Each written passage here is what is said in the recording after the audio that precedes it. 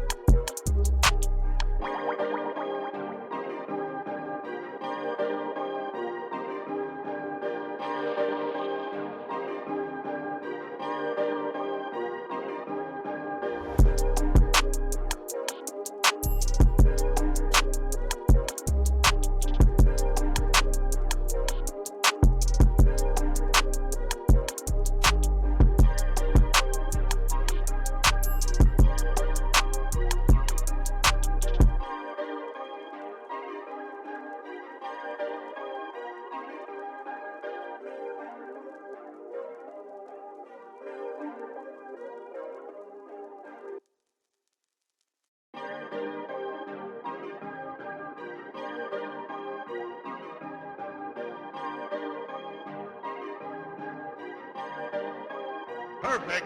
Perfect. Perfect.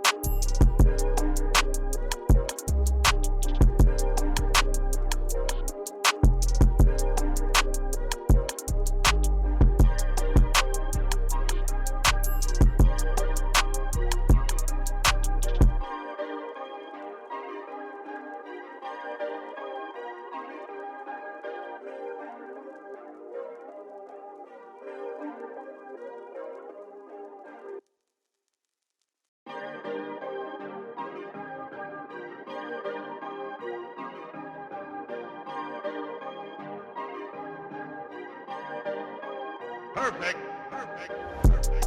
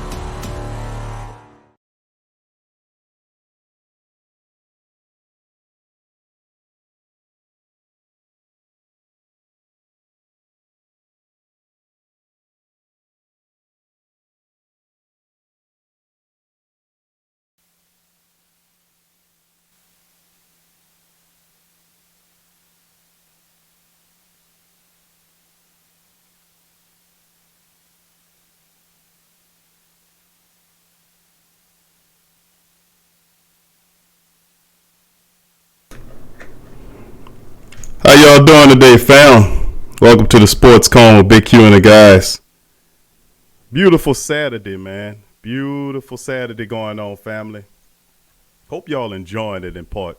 After what we seen yesterday, we could use a good Saturday. You know, after watching that debauchery of a game. Welcome to Sports Coma Live, family. For those chiming in, tuning in. Who that, Pat? What up, baby? Jason in the building. He ready for some good sports talk. And we got some stuff we're going to talk about today on the Sports Coma family. Got some good topics as the family starts to kind of trickle into the live stream. Very interesting, man, yesterday. Would like to hear y'all fellas take on the game and analysis that happened. Real interesting, man.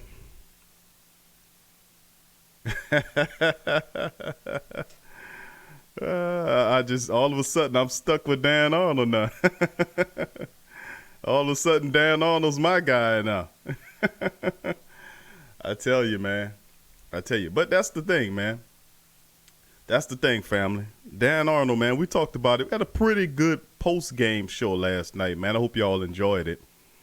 Pretty good post-game show. If y'all have the opportunity to go back and listen to it, please feel free to go back and check it out. It was pretty good. Pretty good post game. Went over some stuff, talked about some stuff, dealt with some stuff. And that's the whole thing, man. We dealing with the Saints as they looking to try to find some people, man, to kind of help on the defense. But I was just not impressed with the defense. And of course, the topic of discussion is Dan Arnold. It really is. I was actually going through the process of researching and finding out, going over the media and seeing what the media was saying about Dan Arnold. Did they mention anything about Dan Arnold? You know, that's the thing I was looking at. But you know how the media is.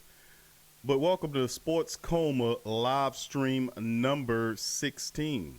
TSC live stream number 16. Man, we getting these things really going. This is episode 406 for those keeping count. Of course, you know I keep count. As a few days ago, the Sports Coma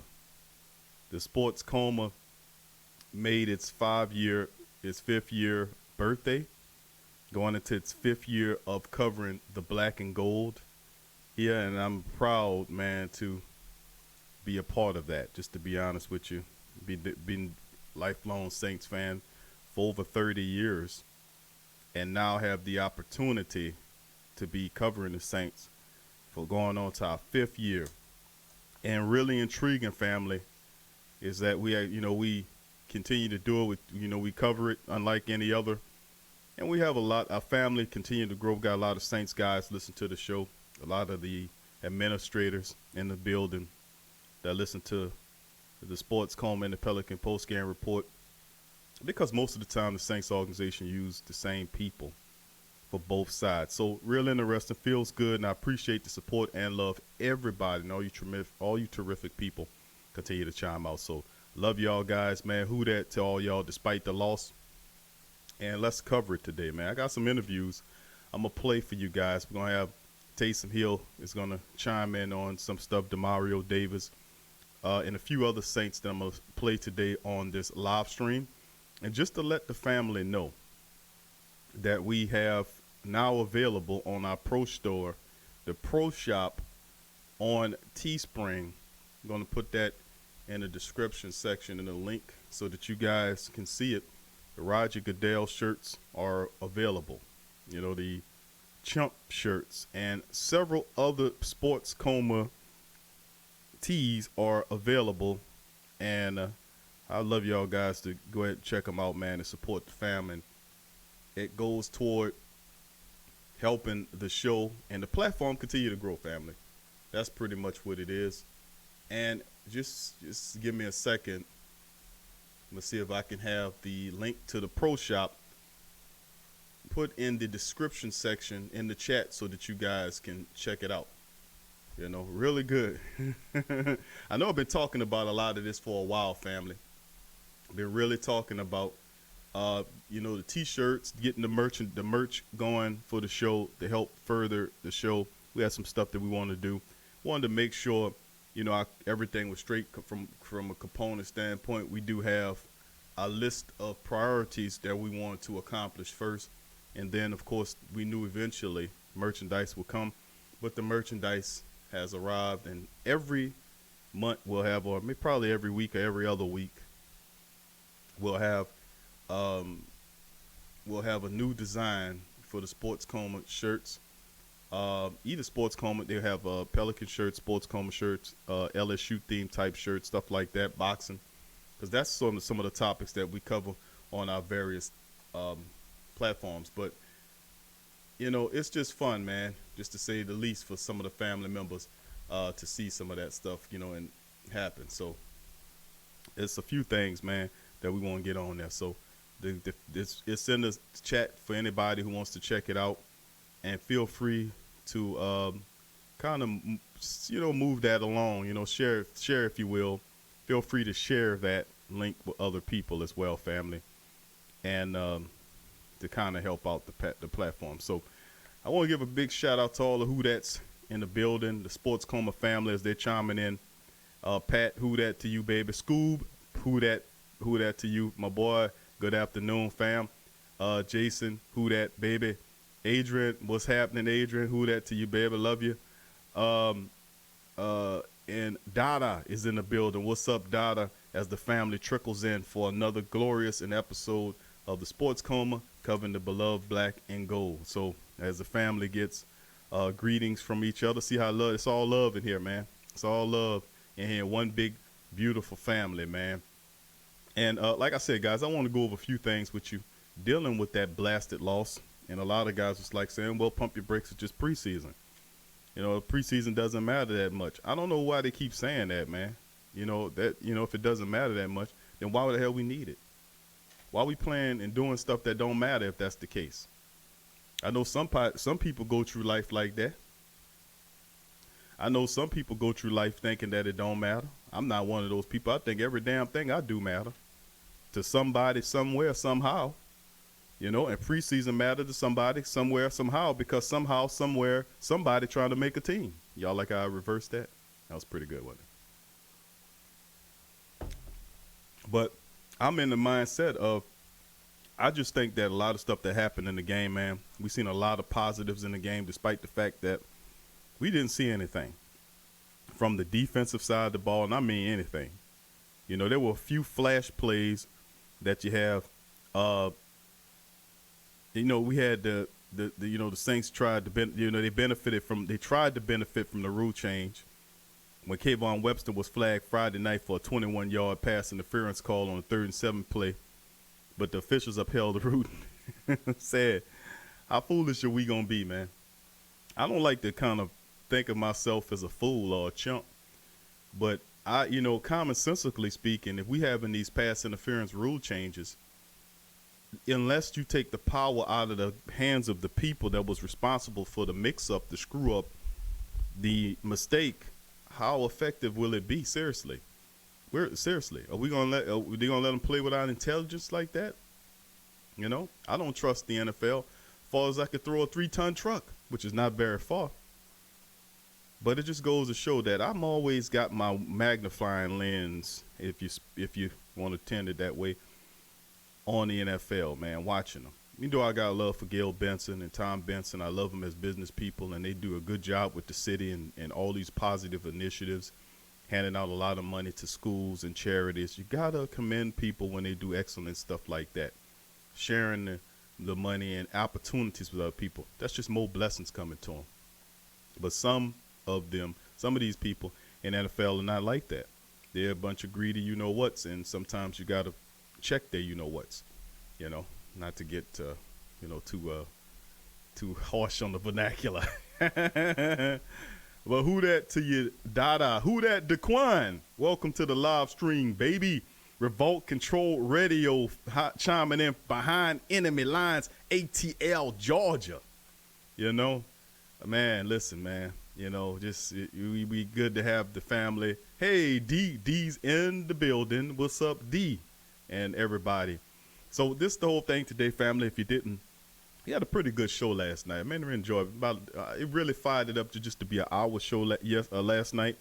We did the preview for the Vikes and Saints, and then turn around and do the post game for it. And that post game was actually pretty good. I enjoyed it. A lot of interaction from the family, and a lot of people liked it. They deemed this an entertainment, and that's what that's what it should be, man. It should be a good, fun talk. We talking about the Saints in an entertaining manner. I'm not gonna get up here and depress you. I'm gonna get up here and entertain you and and give you some facts and statistics on the game in a very good way. So, man, I just love to talk Saints and life, and I kind of mix both in together, man, because they're one and the same, believe it or not. So, but like I said, family, we got the new merch set up. We got several designs on tees. Now, a lot of you family members was with me when we talked about the Dat Slap and slapping the out of that. We got now Dat Slap T-shirts available for all those disrespectful people out there who want to disrespect the Saints and talk mess about our team. We got the Dat Slap T available there, Dada. That's up there now. And we got a code Big Q5 gives you 5% off on the shirts. And so, support the fam, man. Support the fam, help the platform go, and show your spirit and everything else. So we got Dat Slap tees available. We got the Sports Coma established in 2015 St. Fleur de Lis shirt that's available. We also got our Ride with My Black and Gold shirt. That's another one that's really one of my favorite shirts that the guys designed. And then, of course, we got the Roger Goodell, what appears to be Roger Goodell. I don't know if it is or not. It looks like Roger Goodell. It looks like him. Chump shirts with Goodell with the chump words circling his empty head with fleur de lis in between the chump words. Very, very nice looking shirt. Very nice. Love it. It makes the clown shirt look like you won't just throw it away. Just throw the clown shirt away. Just throw the clown shirt away. The chump shirt is taking over. So we got a lot of good feedback from the chump shirt from guys and even Saints fans. Everybody hates Roger Goodell. The only people that like Roger Goodell is the NFL owners because he's making the money. Everybody hate that guy. Everybody, except maybe from New England Patriots fans. He seemed to have a propensity to like those guys. But anywho, let's look at some of the information from the game now. A lot of things that stood out in the game, positives, negatives. The negative was, of course, the Saints' zero pass rush. Nobody got to the quarterback back there. And we talk about Vince Bigel contributing as a defensive end in a pass rush situation. And he's been doing that partly according to various reports because the Saints could really use some pass rush help. But, my mantra is this. If you're looking into the team, and I always keep my depth chart available and handy if I need to go into that depth chart and look at that damn depth chart. I'll always keep it handy. And you got all these guys here that's unproven commodities, and we talked about it. We talked about Geno Grissom. We talked about Carbon Kafuzi, because I remember Glenn asked me about Carbon Kafuzi some time ago. We keep eye on him, Geno Grissom. We keep eye on Shy Tuttle, who played last night, didn't make much of noise. Porter Galston, I don't know if I seen Porter Galston out there. I don't remember. But if he did play, he didn't do nothing because I don't remember him doing anything to even make mention of him. So basically what I'm saying is, Trey Hendrickson was forgettable. Trey Hendrickson was forgettable. My thing is, if we can go and get running backs, and there's several different running backs since Buck Allen left. It's been a rotating door at the Saints facility. They walked the regular door, they had to put the turning door in there. Of all the guys coming in and out that building, you had Rob Kelly, and we had a show on Rob Kelly. But, you had all these other guys coming in, coming out. You got Jaquish Rogers coming in, and then you got this other guy played with the Arizona Cardinals, Kerlin Williams is coming in the door. And the tight ends, we had more tight ends coming after Alexei Mack had a problem. They brought in Jake Powell, who was here originally last year. And then the team went and brought in A.J. Derby, who played some last night. So nothing withstanding. He made a catch or so, but nothing really outstanding there. But, just like the team, it could bring in running backs and tight ends, why skip over the pass rush position? Now, why not address it? Why not address it? That's my whole thing. Get a pass rusher, bring their ass up in here. That's the bottom line. Go do it. And a lot of stuff. That's what we talking about. Who that? Verlin. Verlin's in the building. Brother, how you doing there? Scoop says, where Mitchell Lowen? Yeah. You know, Mitchell Lowen, man, I really liked him. I liked Mitchell Lowen because he was a guy with a high non-stop motor. He was disruptive, but his problem was much similar to some of the guys that just could not stay healthy. He could not stay healthy. He played so ferociously that he would injure himself. And the Saints ultimately gave up on him. I thought they made a terrible mistake. They should have kept a guy like Mitchell Lowen. I always shouted out Mitchell Lowen because he got in there and done stuff. His problem was he could not stay healthy. Who that? D. Granger. D. Granger in the building. Who that, baby? He's saying that Bigel might be a decent option to help the pass rush. Really so? You think so? I don't know. I don't know. I really don't know. But anything at this point could be something of a use. If that's the case, why not put Caden Ellis there? You know, he can get to the quarterback, but he can't hold up against the run, I don't think. You know, so the Saints that's good, though, that we finally, now we've been talking about this pass rush situation for a while, haven't we, family? Seriously. I'm not seeking accolades. Who that, Demi? Who that, Derek? I'm not seeking accolades. I'm seeking truth people who witnessed us having this discussion on this show.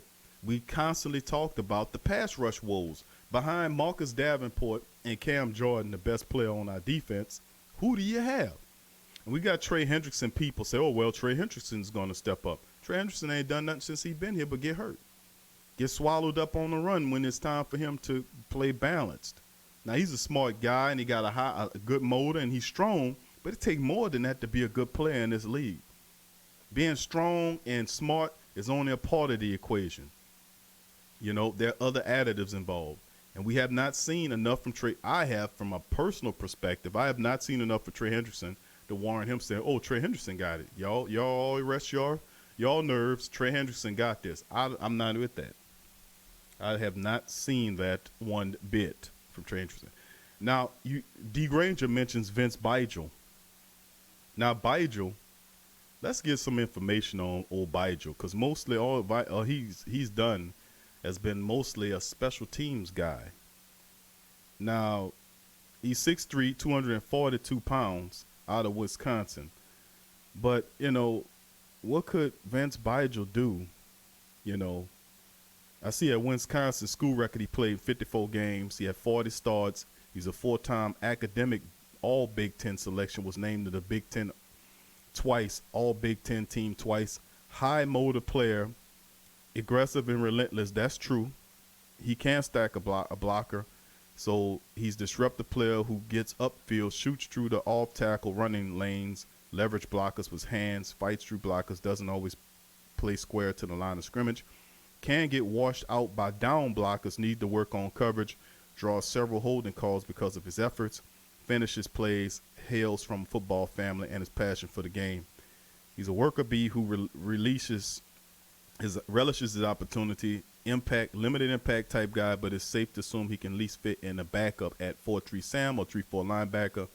Medicals need to be looked into. He had foot issue, quick step, fundamentally sound linebacker with good overall technique, better in zone than in man, and his 2016 stats, 44 tackles, he had 4 sacks, and this is some in 2016, 4 sacks. So I'm looking at some of his statistics from the past, coming out of Wisconsin. I don't know. You know, Vince Bigel to me, man, is a guy where, I don't know. You know, he is a high motor guy, and I watch him on special teams aggressively good. He's really good special teams guy. You know, but helping out in that capacity, I guess anything's an improvement against nothing. I mean, he couldn't do no worse than Corbin Kafusi or the rest of those guys who trying to make the team that's not really doing the damn thing. You know, I'm just saying. D. Granger says Davenport might be too goofy and nice to be a really good rusher. Every time I see him, he's looking all weird and, you know. Yeah, what's up with that, man? When I seen him get drafted, he had an earring like Aaron Neville or somebody. You know what I'm saying? What's up? Man, I'm from New Orleans, man. What that, you know, what's the earring about? The hanging cross earring, you know? I understand the cross, but what's the hanging cross earring about in the one ear? Well, that's he on some Aaron Neville type stuff. Kind of. I don't know. I kind of like okay. He's okay. Aaron Neville. He likes to. I don't get that part. Kind of. I don't know. Kind of weird swag there, from old Davenport. But he's effective though, man. He's effective when it come down to get to you. Just listen. When the guy gets healthy, my main concern is the man. Listen, family. Let's just as far as his pass rushing skills, let's just leave him alone about that. That guy can get to the quarterback. Off of pure athleticism, he can get to the quarterback. His thing is he has to stay healthy. The guy has to stay healthy. That's what it come down to. He has to remain healthy. If healthy in 16 games, I promise you he'll get you between 5 to 8 sacks opposite of Cam Jordan. I promise you he'll get you at least that. But he has to stay healthy. The guy knows just to get to the quarterback. He has the speed and the ability to do that. It's a natural born gift. You can see in him. But teach them the technique like Ryan Nielsen is going to do. Don't underestimate what guys like Ryan Nielsen can do with guys like Davenport, who already are natural born pass rushers. They just giving them the technique to refine the game. So, that's something on that. Verlin says, Big Q, you've been the biggest supporter of getting more pass rush, and now others can see it. Dav needs to get going, but he may need Cam on the field for him to reach potential. Thank you, Verlin. But, we all been having this conversation, family, and I've been saying we have holes on this team. People's like, what you talking about? What you talking about? You just a Saints head. I said, fool, don't you understand? What we said ain't no big, one of the biggest advocates of what the Saints do. But I'm just not going to be an advocate of you if you screwing up. I'm not a person that ride with you and not critiques you. If we're going to ride, we're going to ride right? Right, fam? If we're going to ride, we're going to ride right. We're going to ride right. That's my mentality. And riding right means we got to make sure we have the right people at the right time in the right places, in the right positions to make the right results, to get everything all right. Right. We're going to ride right. That's what it come down to. We have been talking about the pass rush situation. We have been hitting on all cylinders about it. There is a glaring need at the third pass rush position, and it's good that they finally see it. We've been saying it for I don't know how long. Man, listen, you got a hole over there. And the Saints was trying to use the guy from jail to sneak him in there, hoping that he beat the case. And maybe in 4 months or however much he got to serve in his case, he can come in and help the team. They're looking at that. But they have not really brought in it. Where was Wes Harton? Answer that question. Remember all these Wes Harton ads that were coming out, these papers about Wes Harton having 5.5 sacks 2 years ago for the Carolina Panthers. And where the hell was Wes Harton last night? Where the hell was Wes Harton? Nowhere to be found, much like the rest of the defensive men. But now maybe we can make it a point of emphasis moving forward that Sean Payton could say, man, damn, we didn't have no pass rush. Them guys should sit back there and just wield it on us. And then we didn't have much of a run. I mean, if anything, the Saints do have a good run stuffing unit. Didn't see it last night, but they do have pretty decent run stuffers. As Minnesota just got to give credit to Minnesota's offensive line for pushing on the Saints like they did and passing the ball, making plays. They were more ready than us. They were ready to play more than we were, to be honest with you. Scoop said, I think the high motor and intelligence factor is Sean Payton. I think the high motor and intelligence factor is a Sean Payton preference. Yes, no doubt about it. But there's nothing wrong with high motor and intelligence, but you got to have strength and speed to go with it. What's good is having a high motor intelligence. You got a guy, he could be all the high motor you won't running up against a big guy blocking him, but he ain't going nowhere. That's like having a little motor in a big truck. And the little motor wants to go, he just can't get it done. He can't pull a load. So, I mean, you got to have other things, a high motor and intelligence, speed, strength. You got to have talent. You got to have all those things. And they got plenty of guys out there who fit the bill. So we just got to get it all together here. Verlin said, like when your dad used to come around and you tighten up. Yeah. Daquan says, Davenport's main problem is consistency and availability. Hitting on cylinders, bro. Daquan's absolutely 100%, 1,000%, 1,000,000% right about it. Consistency and availability is the thing. Now, if he can be available, the consistency aspect will take care of itself because, if you can really look at him as one and the same, 1A, 1B, if you would like. But those things would take care of themselves. He would become better on the field of play because he's out there executing and doing the things that he's supposed to do, and he'll get better refining his technique in the battlefield as opposed to the sidelines playing with practice dummies or guys. You got to get out there in the trenches and refine yourself. Scoop says Dabs played a handful of games in his career. Give him a chance. We going to give him every opportunity. I believe in Davenport. I really do. I think he needs to become healthy so we can make it happen. Dowda says now to give Davenport a break. Minnesota always kept good offensive linemen. They are no joke. Got to give Minnesota Vikings credit, family, because of how they played. You can see the offensive line were able to, and reserves came in and was able to move the Saints defensive line and dominated the trenches. That's basically what happened last night, which did you watch that Minnesota won the trench battle. And usually when your offensive line, their offensive line dominates your defensive line, you will have a game where you'll see 200 yards rushing, and you'll see giving them the ability to pass and be comfortable in the pocket. They get through for 240-something yards or whatever it was, and move the ball down the field on the Saints secondary with zero pass rush. So you got to give the Vikings credit for what they did in this game against the Saints, and the Saints just weren't ready. Bottom line, Scoop said Kasim Edebali is playing on the Eagles special teams. Damn. I don't know. I think the ship sailed on him, Scoop, on Edebali, but, there are other guys out there. There are other guys out there. Crass often speaks about Muhammad Wilkinson's available. Deion Jordan, somebody made mention of him yesterday, is available. So there are a few guys out there, and you got to, if you're New Orleans, you got to be looking at that right now. Seriously. So I wouldn't now with the upcoming preseason game coming up, I'm going to be keeping an eye on, it's like, okay, the Saints now they're going to bring in a pass rusher. Watch. What happened to Ziggy Hood? Did Ziggy Hood play? Did anybody see Ziggy Hood out there? I know he ain't a pass rusher, but he's one of the last linemen that the Saints brung up in here. We kept saying, man, we're going to get a defensive lineman. The Saints brung Ziggy Hood up in here. Then they brung this other kid, Josh, whatever his face is. What's his name? The linebacker that used to play for the Jets. Let me pull up my depth chart here. They brought this guy in, said he was a pass rusher. I ain't heard no Josh Martin, the linebacker they picked up here from the Jets. Didn't hear nothing from him. Jason says, I'll take Wilkinson right now. Revolt says, Deion Jordan. No way. But Revolt, you got to look at it, baby.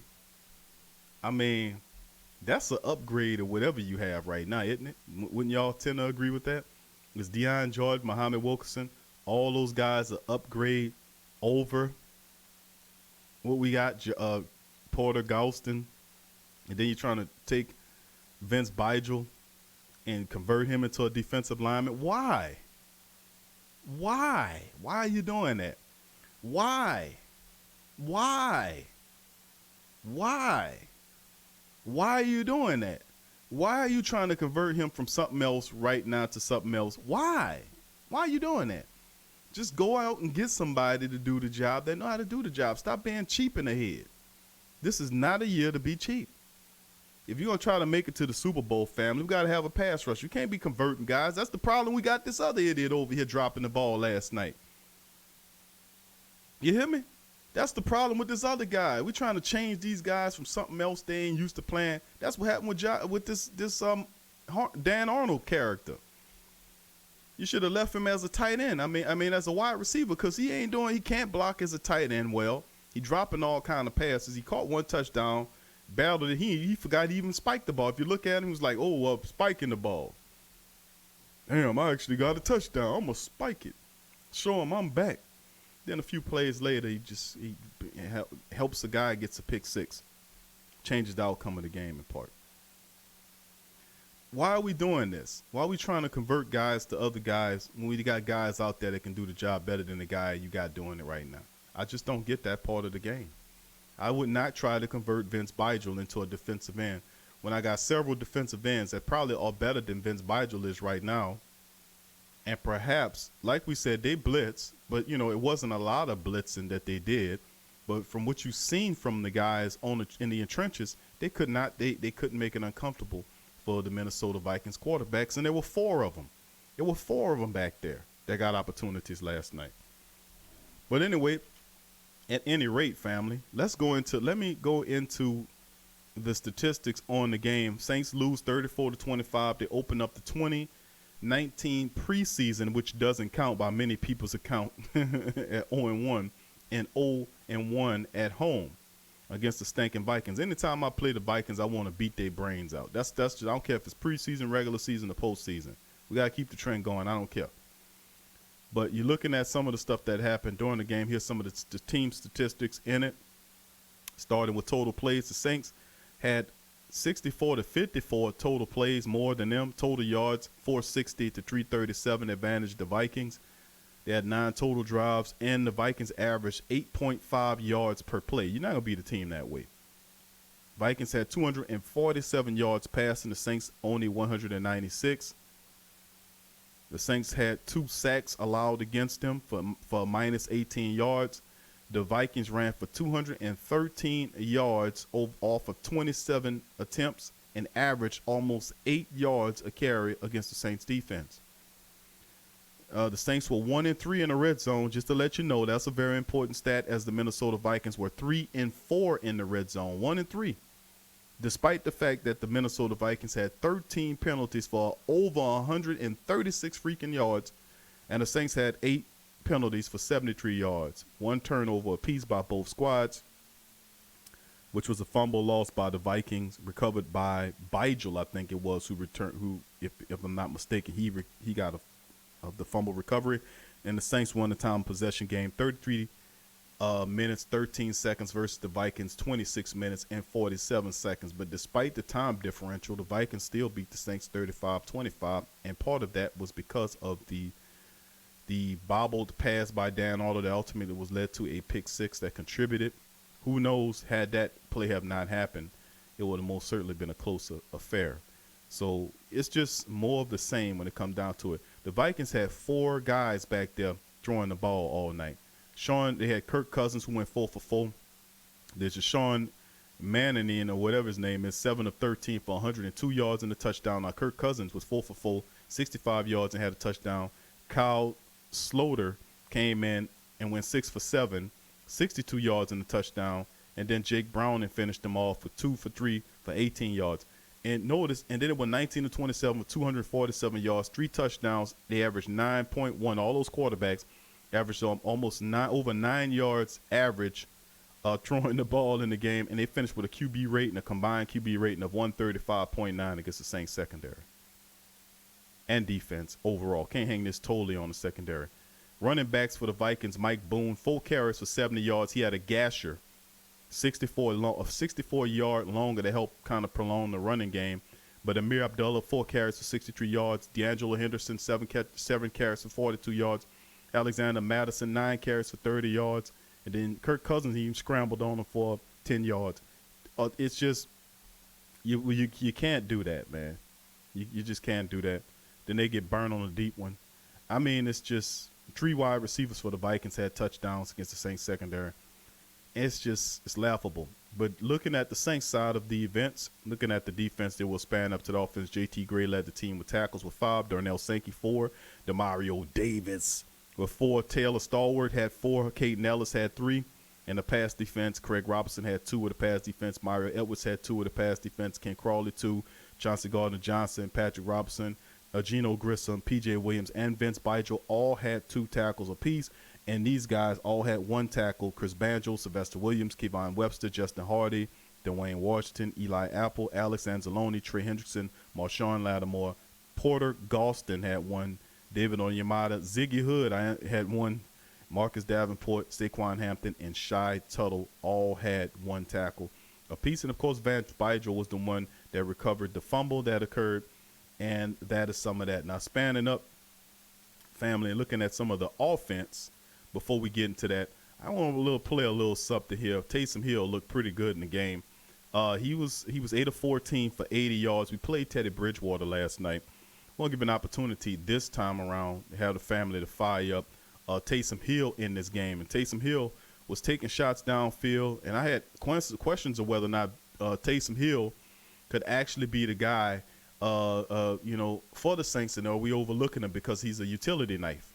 Are we overlooking that? But he was 8 of 14, 80 yards, averaged almost 6 yards a throw. He had a touchdown and an interception. That interception really wasn't his damn fault. But he also led the team in rushing. He had 6 carries for 45 yards. Every time he scrambled, he got 7.5 yards. And he had the longest scramble was a 16-yard. And I told y'all, this guy, when you look at Taysom Hill is really, a lot of people, the closest comparison some people compare him to, what he looks like, they call him to Tim Tebow. Because Tebow should have been a tight end. Had Tim Tebow say, okay, y'all not going to let me play quarterback, I tell you what, I'm going to switch my position to become a tight end. Tim Tebow will still be playing right now if he changed his mind and be a tight end, because he's perfect, really great tight end. He would have been an excellent tight end. But Taysom Hill, to me, favors a lot of what Tebow does, in so much of him being a difficult guy. He can run when he pulled that ball down and run, but his accuracy was something. Even though Tebow was a little bit more accurate than Taysom Hill, that was the thing I was wanting to see if Taysom Hill, who they said was working on that during the season, but he still was throwing the ball low at people's feet. He was still doing stuff like that there. But, it's interesting, though. But I like when he got out there, notice how the energy of the crowd changed when people started seeing what Taysom Hill can do. Because he's a spark plug. He gets out there and makes it happen. He drives, makes things happen. He was throwing the ball downfield, drew a nice little shoulder fade pass to Traven Durrell, and who's ended up dropping the ball. He should have caught that. Come on, you got to catch those balls. You got to catch them if you're going to make the team. But anyway, let's listen to what old Taysom Hill had to say about last night's outing against the Vikings. Like, it was good. I think just like any game or just like any practice, there are plays that you would like to have back. But I think overall, preseason one, I thought it was good.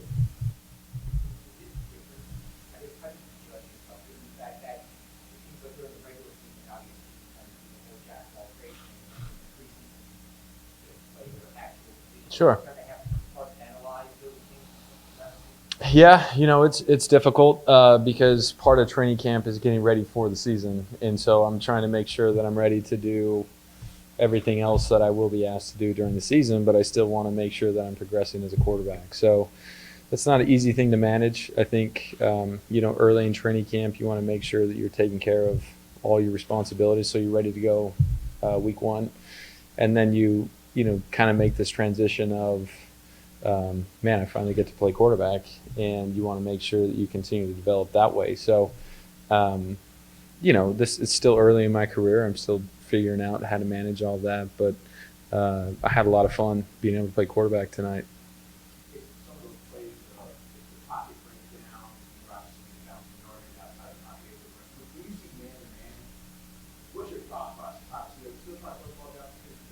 Sure.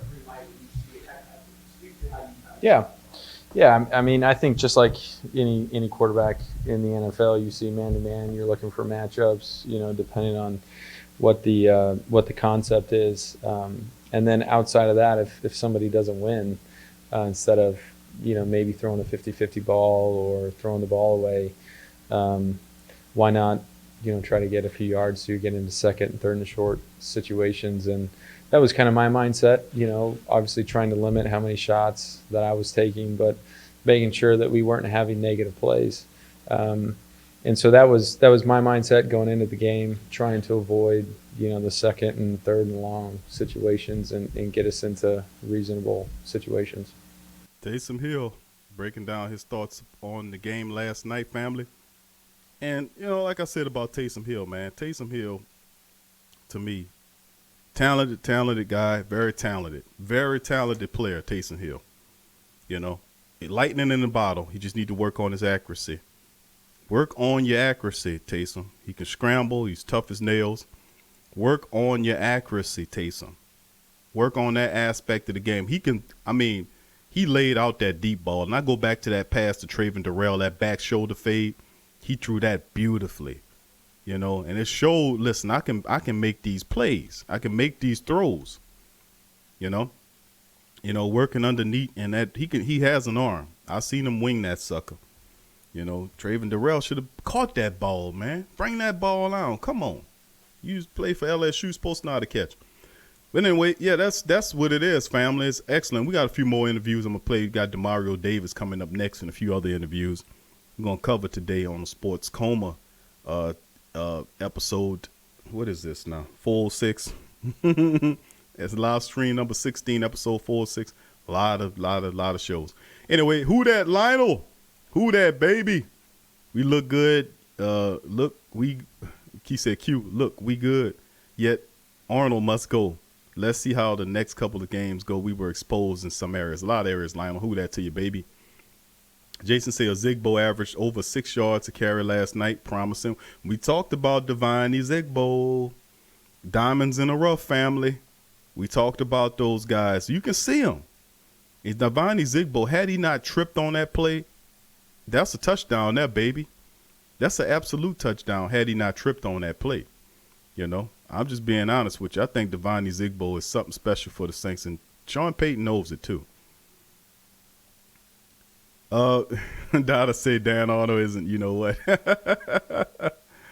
Oh, man. Can I tell you, family? What could I tell you about Dan Arnold? You know, what can I tell you? It sucks. But hey, man, Dan Arnold's a guy that we just gonna have to learn to get along with right now for whatever reason. Sean Payton is enamored with this guy. He's a 6'6" tight end, and Sean Payton loves tall wide receivers or whatnot. And I just don't know what's the deal. What's going on there, Mr. Payton? Why you so damn enamored with this guy? You know, but sooner or later, you know, we gotta call him out. Sooner or later, he's gotta fall. Sooner or later, he even get better or get gone. That's my thing.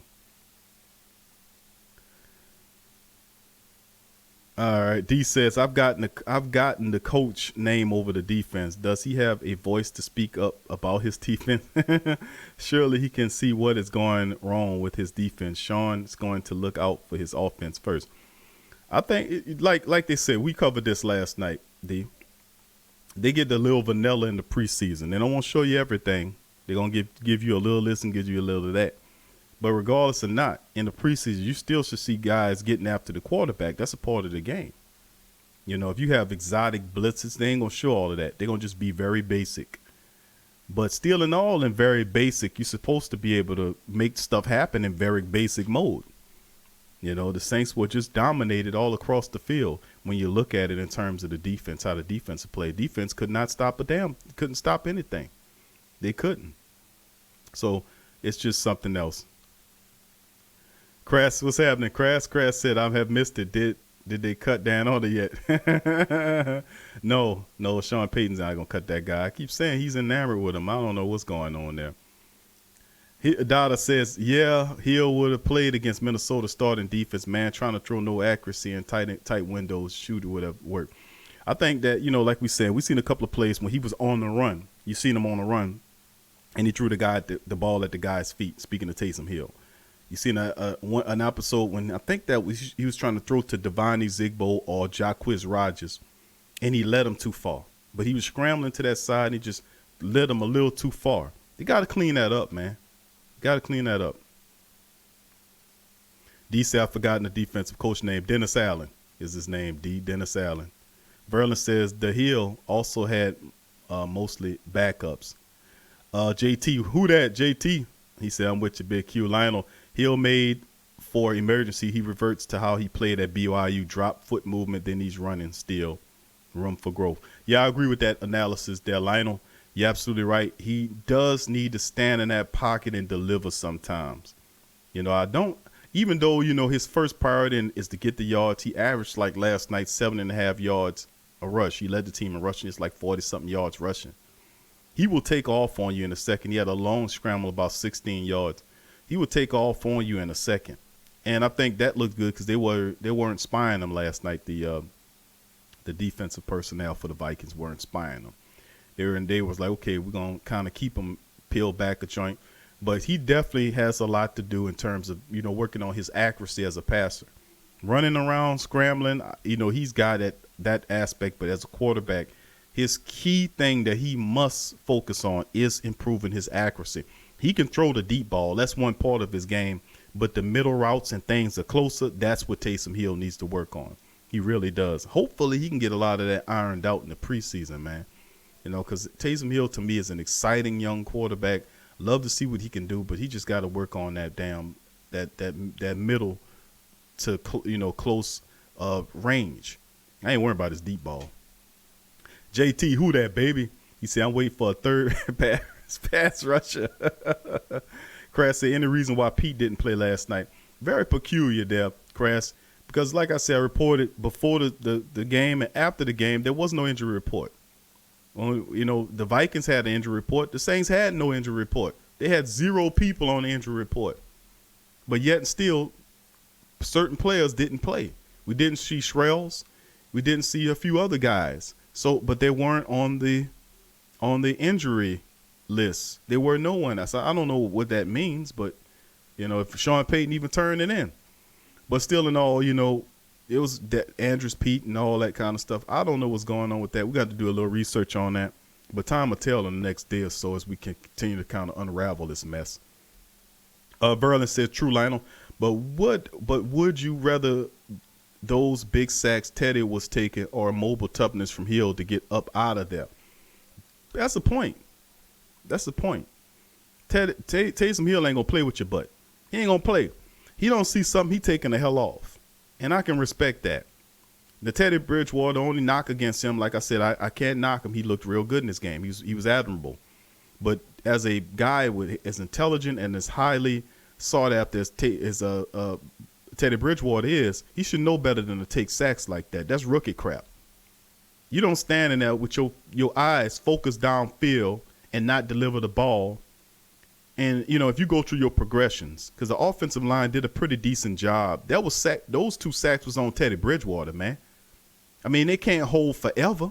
And where's the clock in your head? 1 Mississippi, 2 Mississippi, 3 Mississippi. And I'm going through my rotations. When Drew Brees snaps the ball, Drew's looking around. He going through his rotations. He's going to see if Mike's open, and he goes, oh, Mike is covered. Got 2 guys on him. Then he shifts view, go to the next guy. That guy, that lightning quick, and then you don't see something, dump it off to the guy out his check down. Both times I looked at the plays and went over the tape. Both times his check downs were wide open.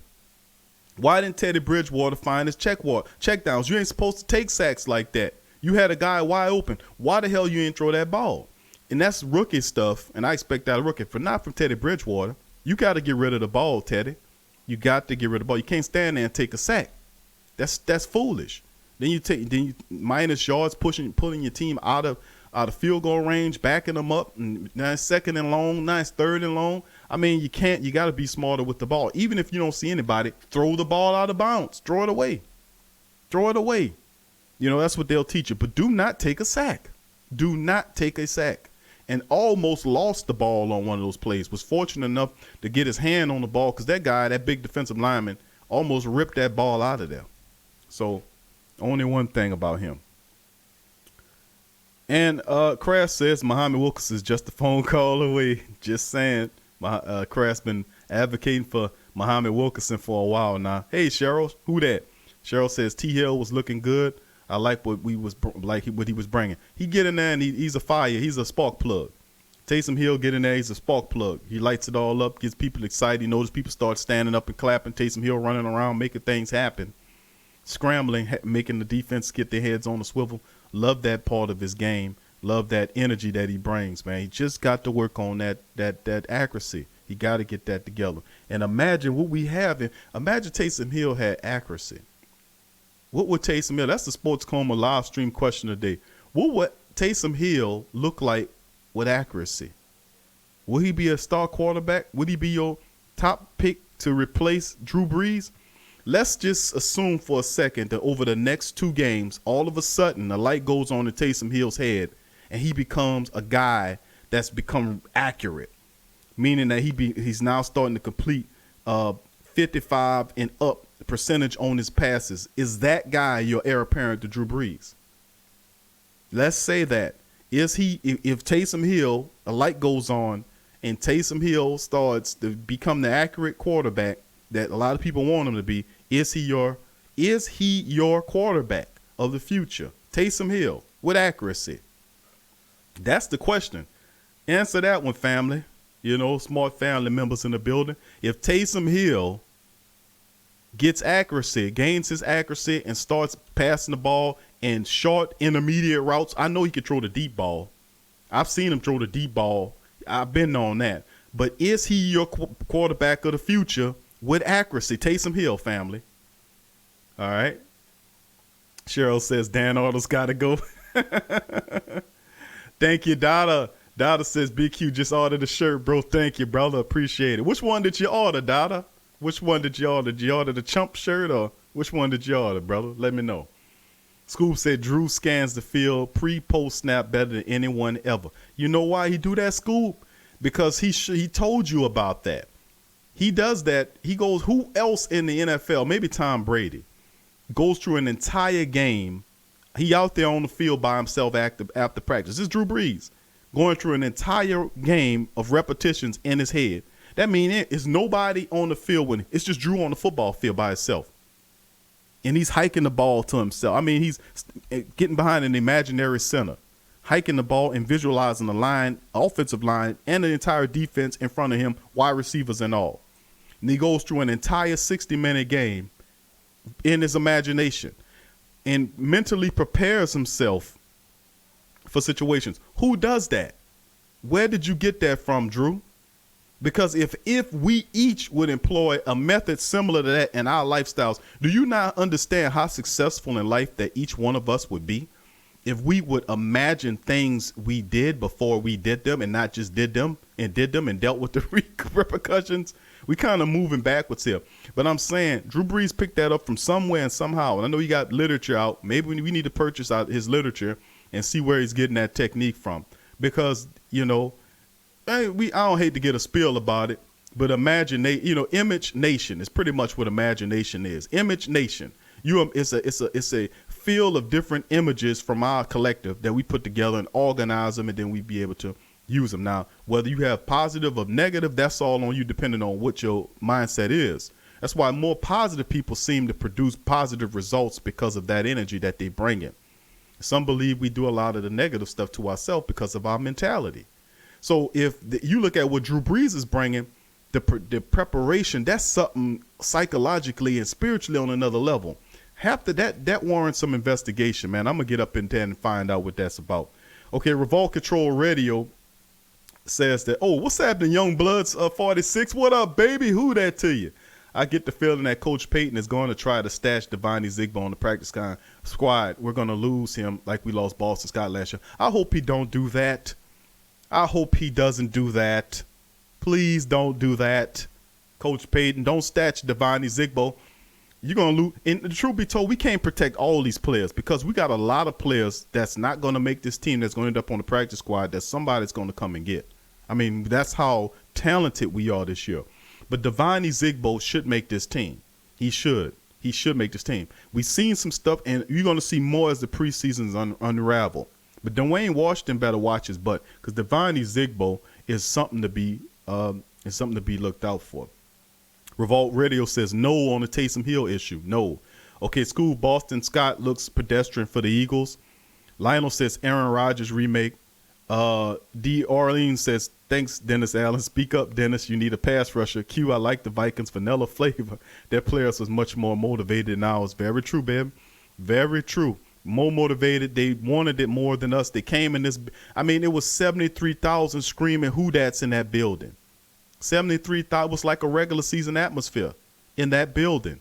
They should have drawn from that energy and pushed them Vikings out of there. No, sir. They come in there and sneak a win.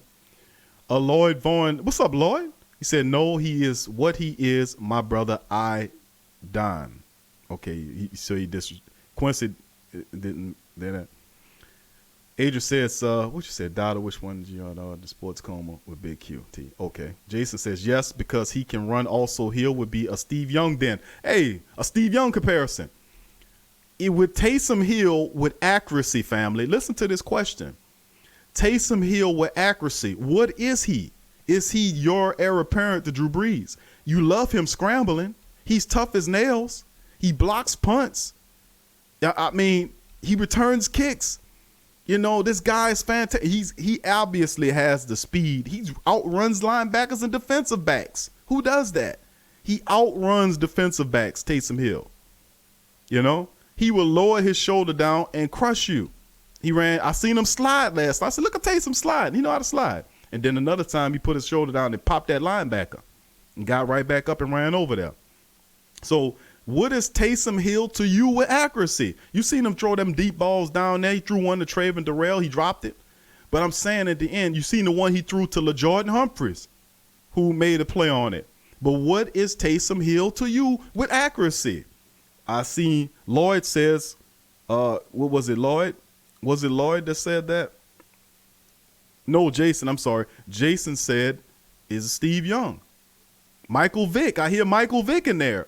Is that Taysom Hill with accuracy? Come on, family, talk to me. If that man fixed that accuracy, you gotta look out for him. Lloyd says no.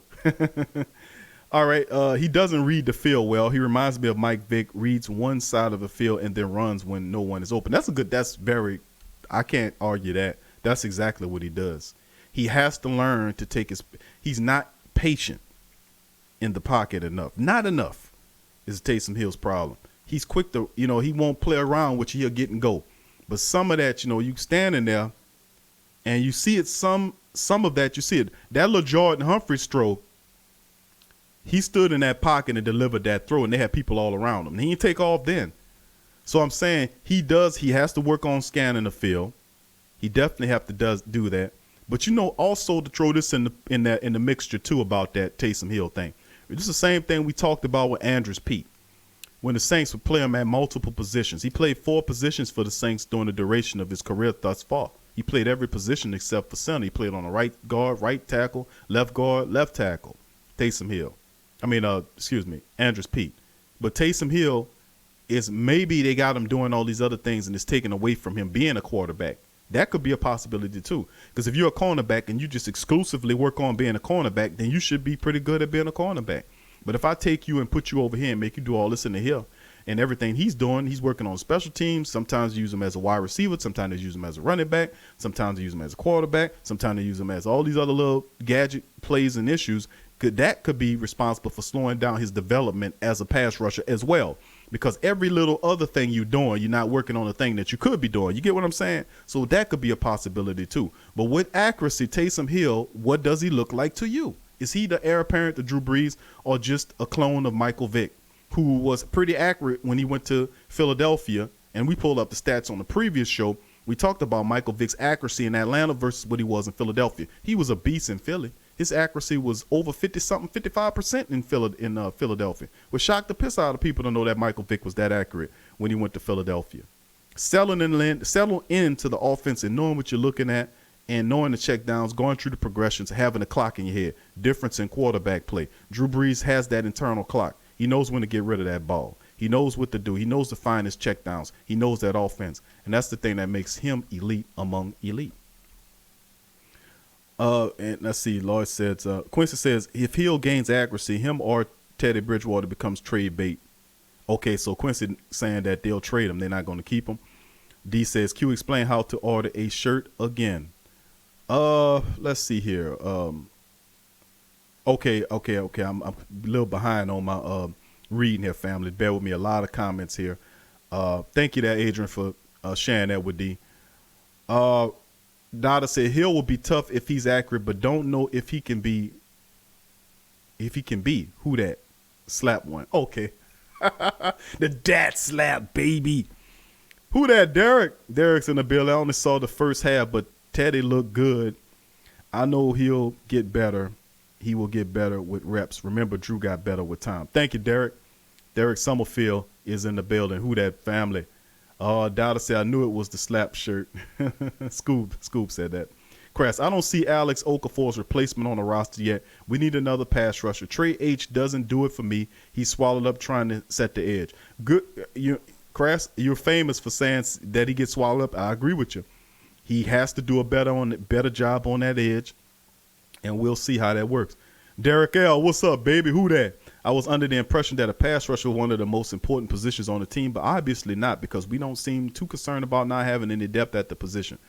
Very true, Derek, and I'll tell you why. In part, I think the Saints are lulled to sleep by some of the potentiality of some of these guys on this team. Why else would you go sign Wes Harden? Did anybody see Wes Harden? Anybody? All the great Saints brains on this chat.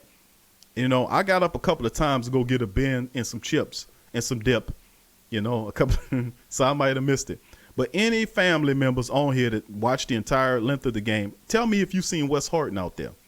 This is the same Wes Harden they picked up from Carolina. He's supposed to be a veteran to come in and kind of push these young guys. But none of that happened. And you're right. You're absolutely right, Derek, that this team, pass rush is important. The Alex Okafor-Davenport mixture was pretty powerful, even though we don't respect it now. But you seeing it now, what a good pass rusher could do for you. And maybe Davenport at this length of development doesn't need that extra pressure. Maybe in a relegated role or a delegated role where he has a reduced rate as a pass rusher, like that third pass rusher that comes in, and you have a veteran that's playing, and then you can bring him in on certain packages or bring him in or slide that in over inside and put him there like they was doing with that NASCAR package, as they like to call it. Maybe that's better suits for his needs right now until he can show that he can stay healthy. It's a lot to heap on Davenport in right now in this development. And if you can go find Ziggy Hood and Wes Harden, excuse me, if you can go find Ziggy Hood or Wes Harden, you most certainly can go out and find somebody else. I mean, seriously, what's wrong with going and get, like Crass saying, Muhammad Wilkerson or any other of these guys that can actually contribute? My goodness, if we're a Super Bowl team, what are we doing with Wes Harden? What are we doing trying to, no disrespect to Vince Bygel, he's a hell of a player, but Vince Bygel he can't even win the position at the position that he's in. He's a linebacker, and he's buried on the depth chart. He's the fifth linebacker. He's behind DeMario Davis, Alex Anzalone, A.J. Klein, and Craig Robertson. He's the fifth man. So he's buried on the depth chart there. How do we expect him to make any noise there at the defensive end? Look, really interesting idea. Go find one. Look what the Texans did. I said this last night. The Texans wanted a running back behind Lamar Miller because he constantly get hurt all the time. So what they do, they send a 4th round selection to the Cleveland Browns to get Duke Johnson. Duke Johnson's a pretty good running back. Do the same thing. If you got to use a 5th round draft pick from next year or the year after, go get yourself a pass rusher.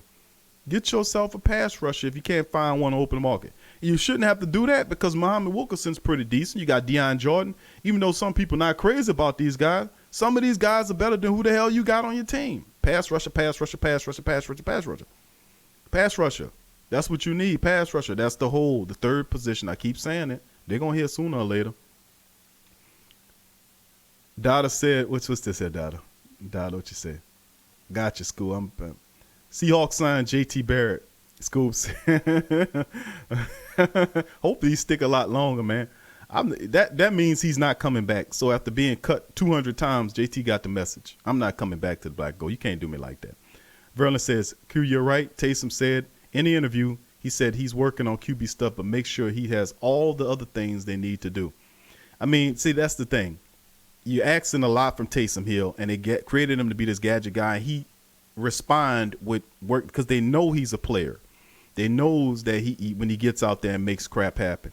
He knows how special Taysom Hill is. But when you're a quarterback and you're not doing quarterback things like working on accuracy and all this kind of stuff, and he got him doing all this other stuff, it's going to slow his development down when he could be using that energy just on quarterback responsibilities. So it's just something to throw out there for the family to chew on and thought-wise, but it's still, that's interesting to me. Crass says Davenport needs to get better at his technique.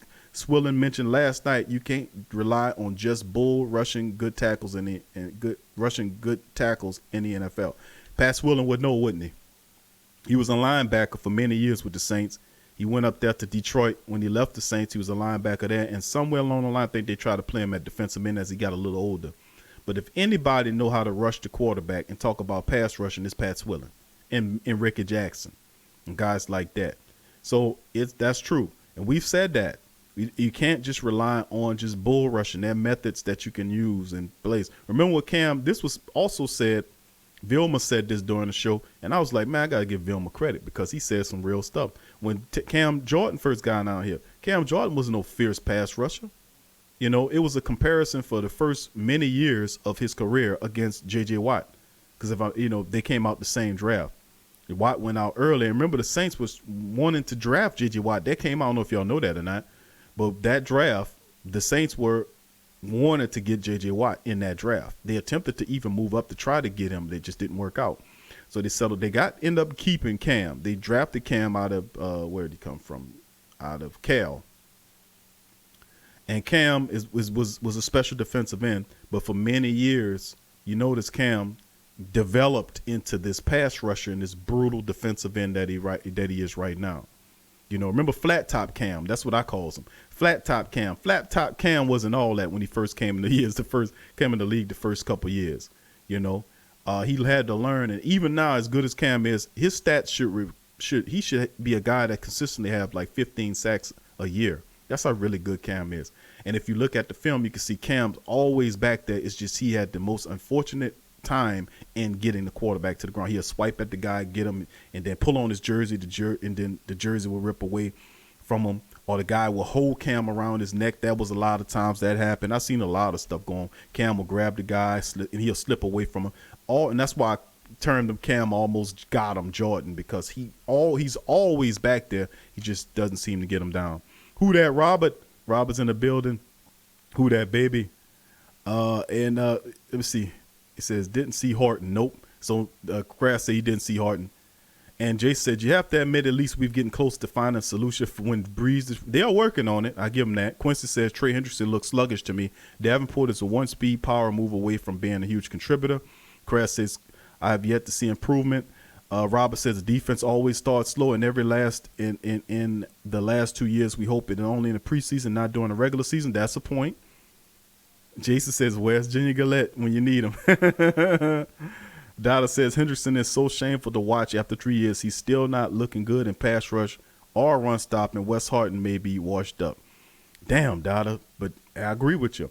Hendrickson is sucking up the air conditioner. How many times I got to tell y'all this, family?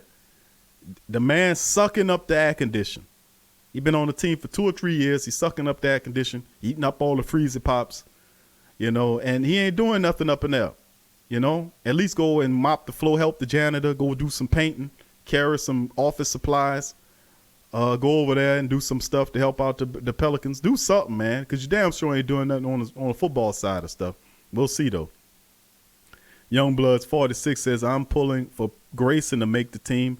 The Saints need another speed receiver other than Ted Ginn Jr. What about Taysom? Not Taysom. Traquan Smith. He's a speedster. What about Traquan? We forgot him, young blood? You know, Traquan Smith is a speedster. I liked Cyril Grayson. He's a world track speed, but how about Deonte Harris? We watched both those guys kick return, punt return, which is something I've been keeping my eyes out on, the kick return, punt return game. I love both of those guys. I love with Deonte Harris. And I was waiting to see. I seen everybody, but Deonte Harris was hurt the entire off season in terms of the mini camps and all this kind of stuff. He was hurt, but he was finally healthy to contribute in the game. And I'm gonna be honest with you, I loved what I seen from Deonte Harris. That's the little guy from Assumption College up north. Love what he brought. Both those guys, when given the opportunity to kick return, averaged 30 yards a kick return. I like that. That's good. And you seen Deonte Harris one time actually broke one. He got up near the 35-40. One of those plays, the guy grabbed at the face mask. I think that was Cyril Deonte Harris. He had a face mask penalty. Had he had not been face masked, he could have gotten up to midfield. The guy grabbed that and knew that he had a line, had an opportunity to take it, and the guy grabbed his face mask, got it, and prevented him from getting there. So I love what I seen from Deonte Harris and Cyril Grayson last night. Who that, Charles? Defense gave up way too many big plays. That's what we talk about, family. Yeah, it's slow. But the point was made there. That's true, Robert. The last couple years, the defense has come out the preseason looking slow and sloppy. Yes, they have. But this is the narrative too, and I'm gonna play in a minute. We're gonna play LaJordan Humphreys, so you guys can hear that. Yeah, and see Revolt Control right on the money, because I'm gonna play LaJordan Humphreys in just a second. His interview in a minute. Who that, Tony? He likes that ice pops. You know the man in there eating up the freezer pops. You know what I'm saying? You know the little freezer pops. You know he up in there eating them. They give them to the players to keep them hydrated. It's like the Gatorade little thing they buy, but they got the freezer ones they put up in there. You know he up in there eating up all the freezer pops and sucking up all the air. You know, get on out there and make something happen, man, is what I'm saying. Oh, man. Tony, welcome to the stream, baby. Revolt says Lil Jordan stuck out the most to me to wide receiver. Lil Jordan, you know what? And that's the thing. We talked about that. We did the scouting report on Lil Jordan Humphries. What thing is interesting about him is he doesn't go down easy. He's one of them dudes, man, that he catches the ball and he refuses to go down. You see, he made a little stutter step on the guy. The guy fell away. The next thing you know, he got to the sideline and stiff armed the guy. The guy had him at inside of the 5. He could have got him there, but LaJordan didn't stop there. He stiff armed the man down and went into the end zone standing up. And that's part of his game that makes him so compelling, because he refuses to go down. You're not going to bring LaJordan Humphries down easy. That's a part of his game that was well respected. So that's big. Lionel says maybe Swill and Jackson one-on-one can train Davenport using strong tendencies, yet allow development of self-applied rushing style. He's naturally a pass rusher. If you look at what he was doing when he's down in San Antonio, he's playing there with the Roadrunners. The guy can get to the quarterback. Freakish athletic ability, little technique. Ryan Nielsen, I keep telling y'all, Ryan Nielsen, the defensive line coach, is one of the best defensive line coach. When he was at North Carolina, when they fired Bill Johnson, and let him get up out of here. The last position they filled, the coaching staff that year, was hiring Ryan Nielsen. Saints went out there and seen this guy and said, this guy is intense. And when he was at North Carolina State, he was a defensive line coach at North Carolina State, the Wolfpack, and he was producing NFL caliber linemen every year coming from over there. And when the Saints pinpointed this man, went and signed him, and I was like, man, the Saints doing a hell of a job here. They doing a hell of a job. Ryan Nielsen has been a blessing to guys like Cam Jordan. He'll tell you that, because he focuses on technique, using and then refining their technique, helping Cam Jordan become even better with technique. Cam has all the skills in the world, but how could you make Cam Jordan better? He'll get smarter. Cam's one of the smartest players, if not the smartest defensive player we have. He's up there. Intelligence with the rest of the guys like DeMario Davis and Marcus Lattimore and all those guys. High IQ players is what I'm saying. They're very intelligent guys on the Saints defense. But if you look at what it's just what I'm saying. It's just awesome, man. If you give Jordan technique and show him this and that and give him this, like, you could be better if you do this. And Ryan Nielsen is really working. We got an excellent defensive line staff. Big ups to those guys. I always give them credit. I always give an opportunity to throw out some praise and love to Ryan Nielsen, because I recognize what Ryan Nielsen's doing. Big up and big love and respect to Aaron Glenn. I represent what I always appreciate what Aaron Glenn do, because I know Aaron Glenn ain't teaching Ken Crawley to get burnt like that. Ken Crawley not paying attention, and he not doing what he's supposed to do. Him or PJ Williams. You know, you can be a practice. You can get out there and you can look good in a practice and then get into the game and look like you don't know nothing. That deal with this up in here. That's psychological. How you go to practices and then get into the game and get burnt. You're doing the same thing. You know what I'm saying? You matching up with similar talent. Anyway, with PJ or Ken Crawley come out, they're going to be playing against guys, their peers, second and third stringers. So how you getting destroyed and beat that bad? And you've been practicing doing all this. You should know what to look for. You know, you should know what to look for. But when you see that going on, that's psychologically. That's psychological blocks up here. There's no difference in many aspects in practice. A lot of people make the jump because they understand the synergy between practice and actual real-time game situations.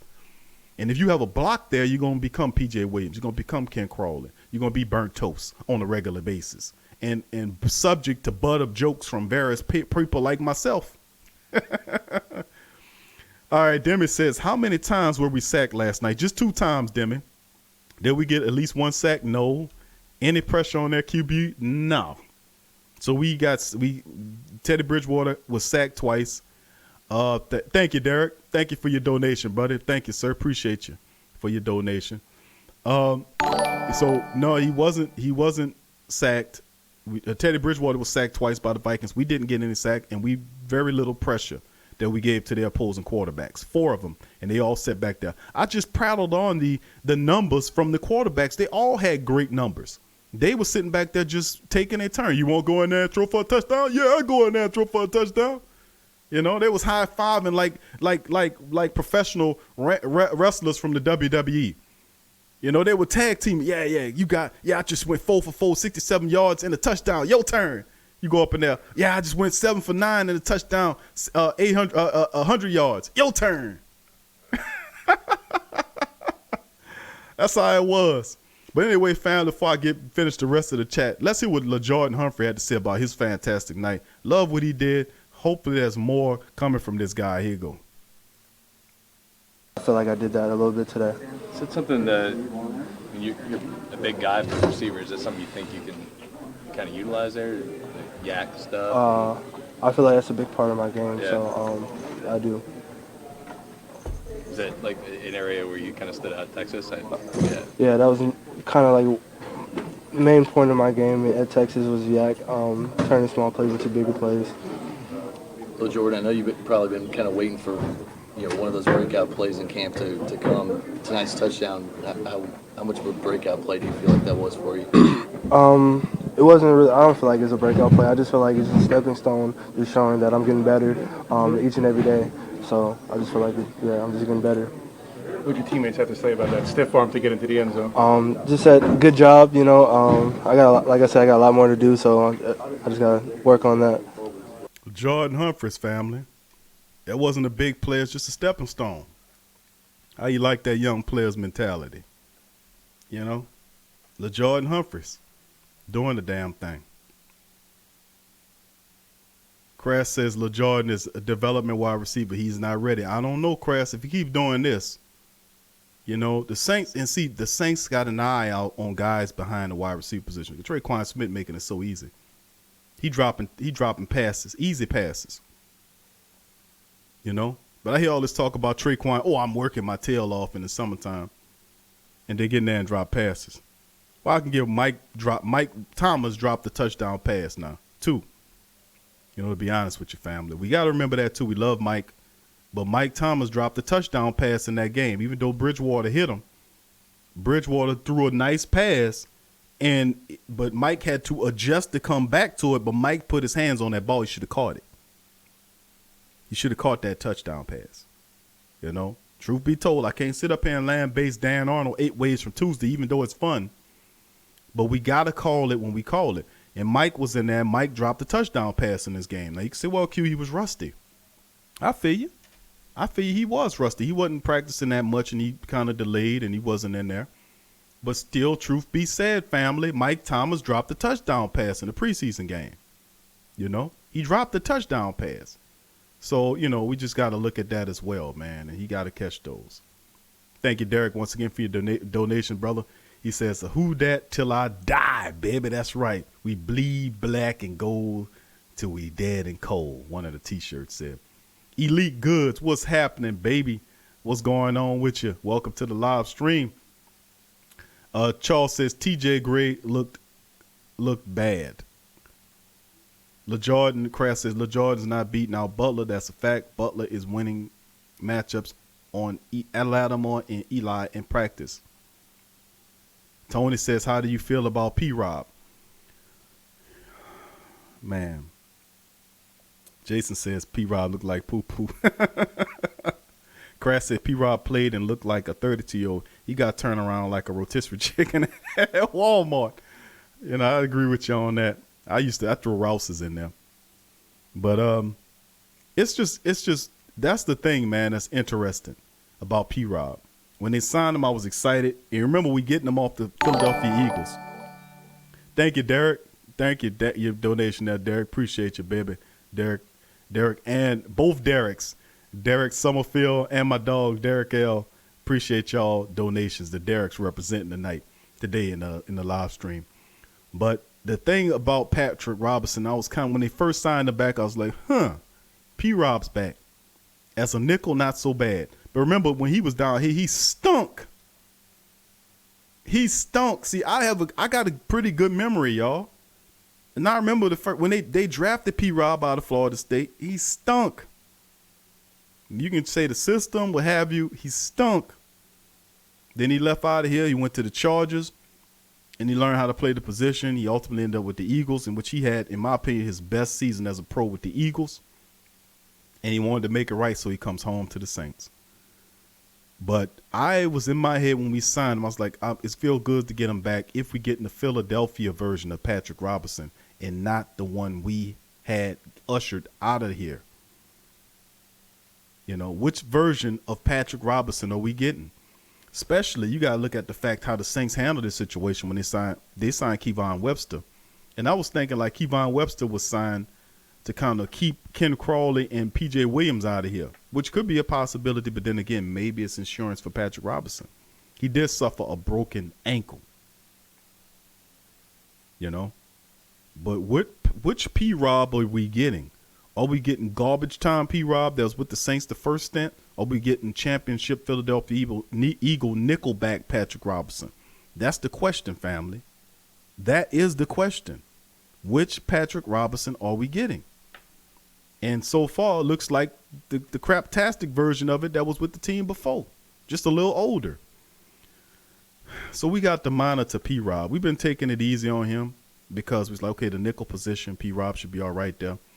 But there are rumblings of of Chauncey Gardner-Johnson at P-Rob's position. A cheaper option, perhaps. The Saints could save money by ousting P-Rob if he doesn't represent. Or perhaps Kevon Webster, who makes significantly less money than Patrick Robinson does.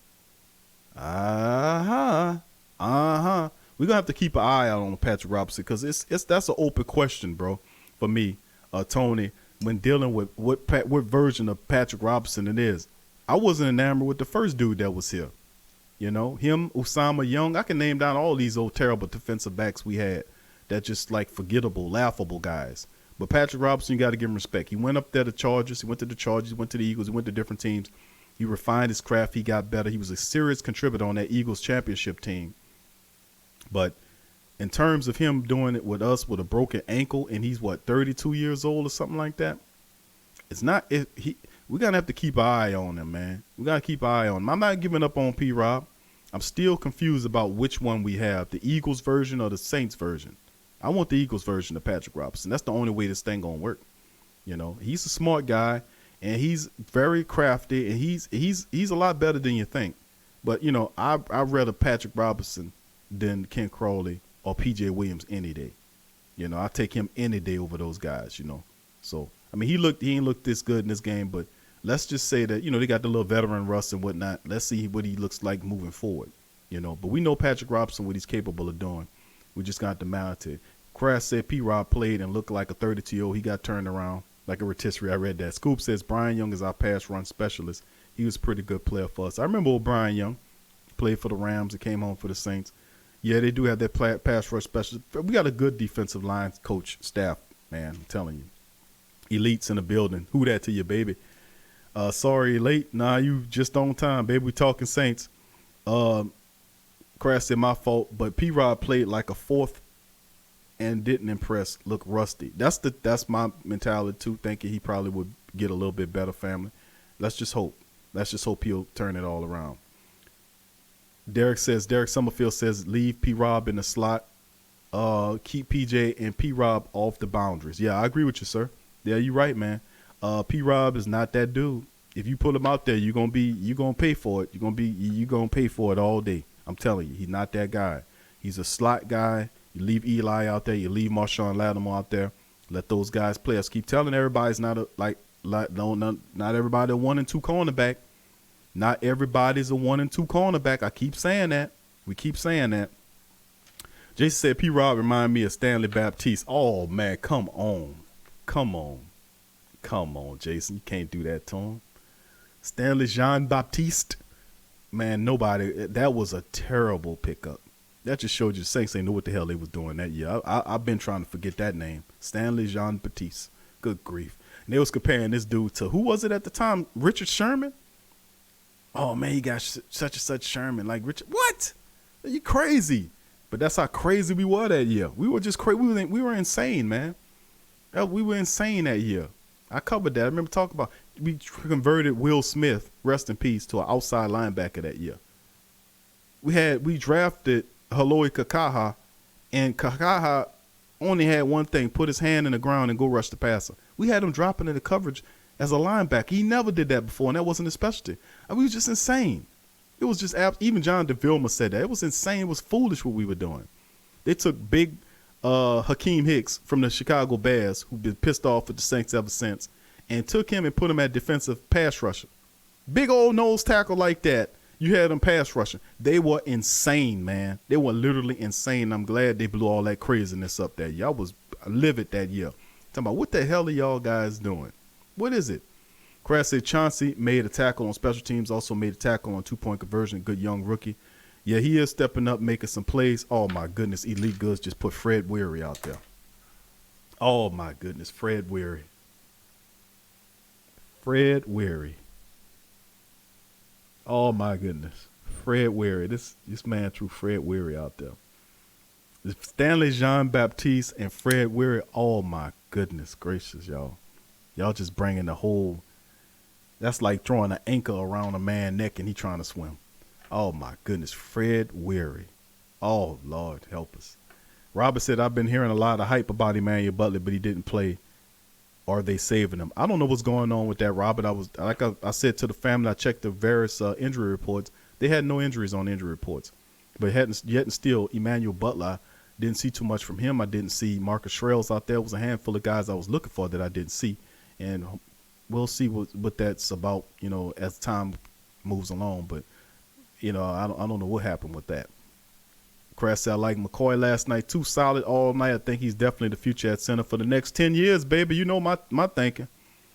10 years, you're going to have Eric McCoy as your center. You're going to make you forget about guys like Max Unger. Right now, everybody love Max Unger. But Eric McCoy will make you forget about Max Unger because he will be your starting center for the next 10 years. Watch. Watch. Just like Max made you forget about whoever was before him. It's interesting. Elite Goods, what's up, baby? Dottie said, Big Q, that's what I think, bro, when we sign cast-offs from other teams. What version are we getting? Remember, he was your homeboy. P-Rob was our guy, bro. He was our guy.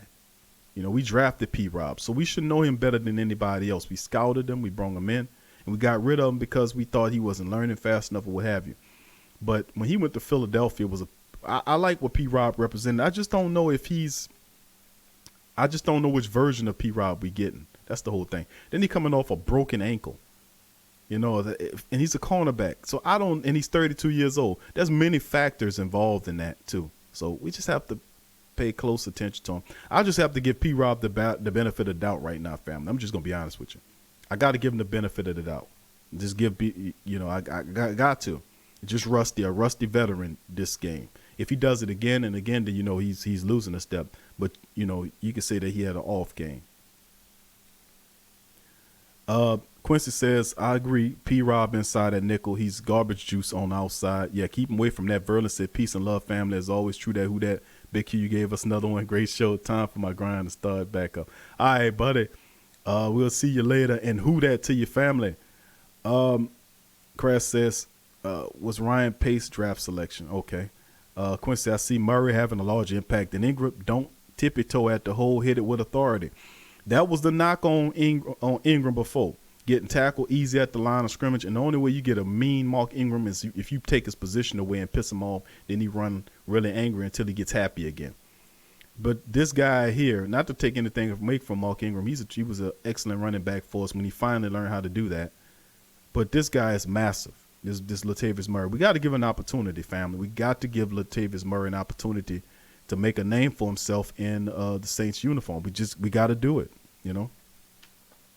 Got to give him opportunity. Let's see. House of Twigger, what's happening?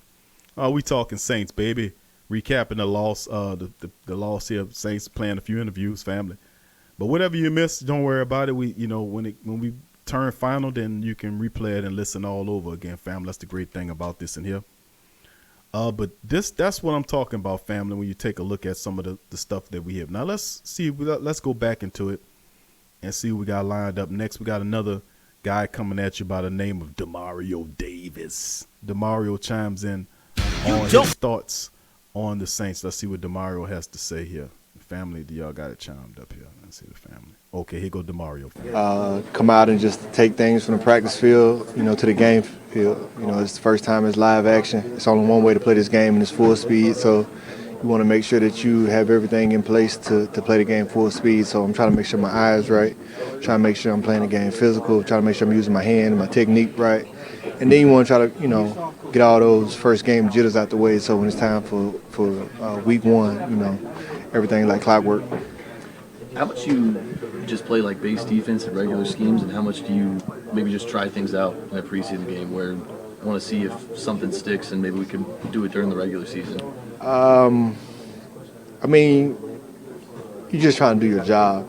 I think whatever you can do to do your job as best as possible, that's what you're trying to do. If you're trying things out, you're trying them in practice before you try them out in a preseason game. If there's some things that you feel like, you can add to your game and this works, you want to try that out in preseason. It's a good time to try it out. But, it's all it is bringing things from the practice field to the game field. Seeing Teddy out there for first significant action since Carolina last year, I don't know how much you got to watch him, but if you did, would you just think of him, being out there and feeling better than he says he really ever has? I think he looked good. Taysom looked good too. I think our offense did a lot of good things. I'm not on that side of the ball, so I don't know the particulars of it, but I think they did a lot of good things. Defensively, I think we did some good things and some things that we need to correct as well. So I think it was a solid first preseason game. DeMario Davis chiming in. DeMario saying it was a solid preseason game. I don't disagree with DeMario that much because DeMario know what he's talking about, man. You know what I'm saying? But I'm going to have to disagree with you on this one, DeMario. Defense didn't turn in a good performance at all. And I know he got the defense back. That's his brethren. But I disagree, DeMario. I disagree with you on that, my friend. But, the defense is definitely prideful. If one thing, you're going to see a better outing next week, definitely, for sure, for the Saints defense because Minnesota just took them apart in this one, took their heart defensively, put 200 yards rushing on you and 240-something yards through the air, dominated the line of scrimmages. You stopped you from providing the pass rush. I mean, they were just, they just outplayed and manhandled the Saints. Not manhandled, but they dominated them on the line of scrimmage, and that's how games are won in the trenches. My line is better than your line. Chances are that you're going to lose the game because you can't stop me from moving the ball. So it's just interesting how that all went. Okay, Elite says, what do you think about Washington, Zebo, and Rodgers? Washington wasn't bad in this game, bro, to be honest with you. Elite Goods. Let me pull up the statistics here. I'm going to go over them right here, offensively speaking. You look at the running game. Dwayne Washington was second on the team in the game rushing. He had 8 carries for 36 yards, averaged about 4.5 yards a carry. He had a long run of about 12 yards. Behind him was Deonte Zigbo, 3 carries for 20 yards, averaged almost 7 yards a carry. Had a long run of about 11 yards. Jaquiz Rodgers had 5 carries for 15 yards and a 5-yard run on that play. And Dwayne Washington's trying to scave off people for his job. Deonte Zigbo is a guy, in my opinion, that hadn't showed you the best he's gotten yet. You're gonna see better performances from him in the camp and also in the preseason game moving on, because Sean Payton's definitely gonna start giving him more credit. You ain't gonna see Alvin Kamara and Latavius Murray as much. He's gonna basically kind of regulate their snaps in this game. But Deonte Zigbo and Dwayne Washington you should see them in large slots of the offense moving forward. So that's exciting because what I've seen from Deonte Zigbo is that the guy has vision. And I've been seeing that. You go back and look at the highlights, the films of him when he came from Nebraska and all the production that he had when he was up there. Very productive guy, knows how to run in between the tackles. He's a smallish back, but he has power, very impactful. He can catch out the backfield, has good speed, whatnot. The guy's talented. You got to give him credit for that. Very talented guy. But Dwayne Washington, to his credit, is not letting anybody try to take his job. If he plays well in his camp, he'll make the team again. Sean Payton likes him. He likes that power running style, but he's north to south and not much of a catching the ball out the backfield. That's on their knock against Dwayne Washington, even though he exhibited that he can do it. But that's the knock on him. Can he catch the ball out the backfield? Can he contribute to that in that manner? We know he's a good north-south runner, but Deonte Zigbo, knows he can do it well. So that's interesting. Jaquiz Rodgers is the wild card there. And, of course, they did add Curlin Williams Friday to the mix, but he don't know enough to play right now. So We just have to monitor the running back situation. The Saints are paying attention to them running backs, that's for sure. Flex Squad, who that baby says, do you think we'll be seeing cuts soon? Probably not. Usually you might see 1 or 2 guys get released.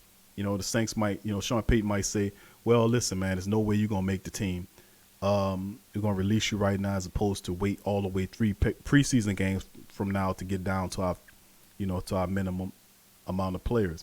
So I wouldn't be surprised to see 1 or 2 cuts here and there, but drastic cutting all the way, they don't quite do it that way no more. They wait toward the last of the preseason games to get that number down to the regulated number. So I hope that answers your question. Demi, what's up? Demi said, what's the name of the player on our defense who made 2 good plays? His last name is Big something. His name is Big. Demi's asking what's the name of the player on our defense who made 2 good plays? His name is Big something. Big something. On defense, Demi? Big something. Defense? I don't know. You talking about Bigel? Is it Vince Bigel? If it starts with a B, I don't know. I don't know that one now, Demi. The only B players on defense is Bigel, who had the fumble recovery, Vince Bigel, and Bell is the only guys that have B something in their names, only B last names. Perhaps Chris Banjo, and Bell, Von Bell. But Bigel is the only other guy that I could say that has a B in his name. I think it might be Bigel. I think that's who you might be thinking about there, Demi, who had a fumble recovery. He had a few good plays on defense last night. So that might be who you're looking at. Adam Big Hill. I like Adam Big Hill, man. He was a player, a little bowling ball of a player. Yeah. Okay. Demi says she gotta look at the game again. All right, fam. Let's keep it moving. I got another interview I'm gonna hit you guys with. The next one up is Vince Bigel. Believe it or not, we hitting on all cylinders tonight.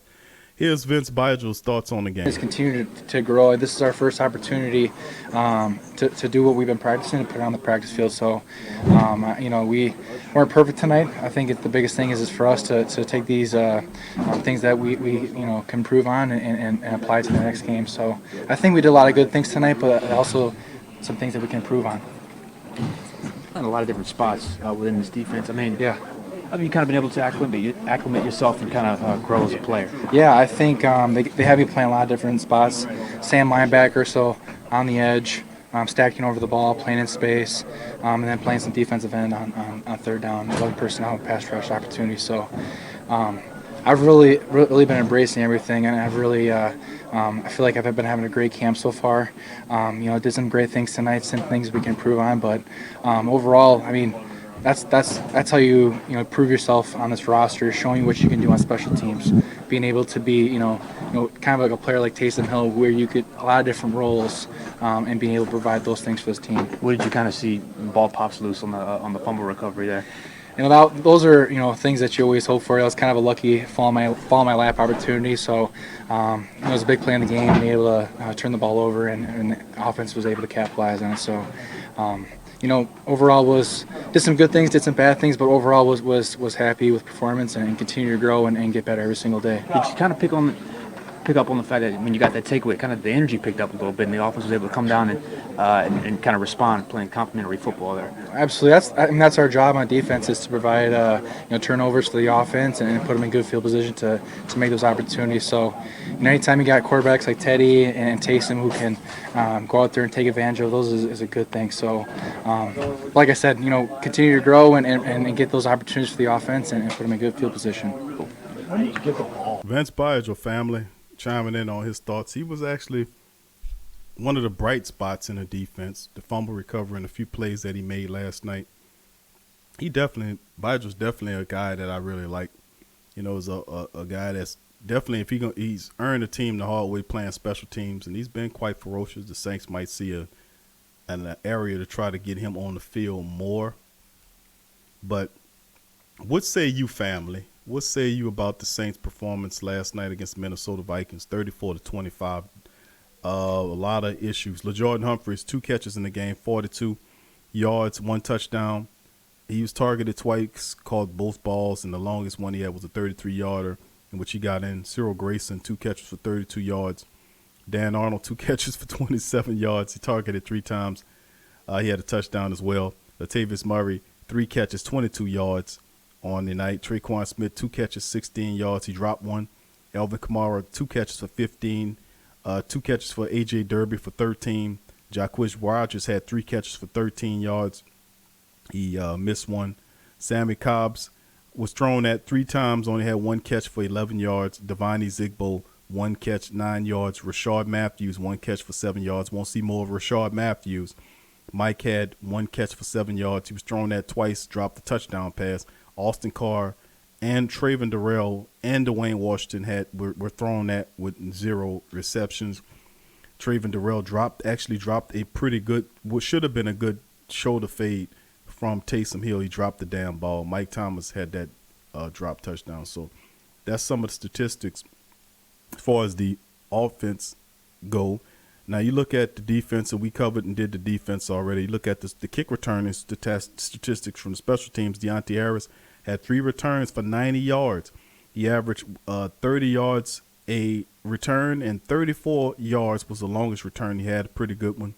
Cyril Grayson had 2 of them for 61 yards and averaged 30.5 on yards per attempt. And he had a 40-yard return for Cyril Grayson.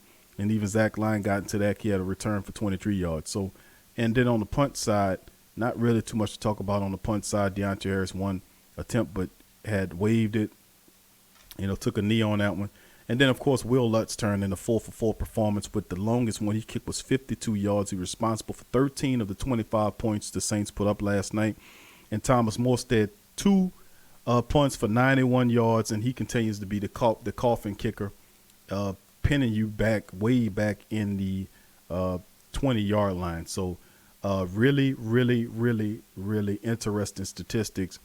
But then to the family, were you guys pleased at some of the players that you was keeping an eye out? Of course, we had guys we wanted to keep an eye out on to see how they would do. And one of the things I talked about was the kick returning aspect of it. I was pleased with Deonte Harris finally being able to get an extended look at Deonte Harris and what he brought to the table. Was happy what he did, and hopefully he can keep that up and stay healthy. Cyril Grayson did a pretty good job in that capacity as well. And then the other thing to speak about was the fact that the team still has work to do as far as the third pass rusher goes. And what does it say? Once again, what does it say when you're trying to convert your special teams 5th slotted linebacker and special teams ace player into a pass rusher when you got several guys that are pass rushers by position already on the team? What does it say? What does it say? When we're too cheap, we can go out and get running backs and tight ends, but we can't look at a pass rusher. And, of course, we did have Ziggy Hood brought in, but he was the last defensive lineman. He's not a pass rusher, more like a defensive lineman whose specialties is guarding the run. I think not many sacks on his resume in his 8-year career. So I still say for the bulk of the load that you should look at obtaining and getting a pass rusher to add that, because any guy you get, a Deontay Jordan, whether it's him or a Muhammad Wilkerson, those guys you can say that they can basically fall right into it when they start learning the playbook at that pass rush, at the in position, and put Davenport back in a situational passer role until you can see him start to get better. Because I won't keep Davenport around, and you won't bring him along slowly.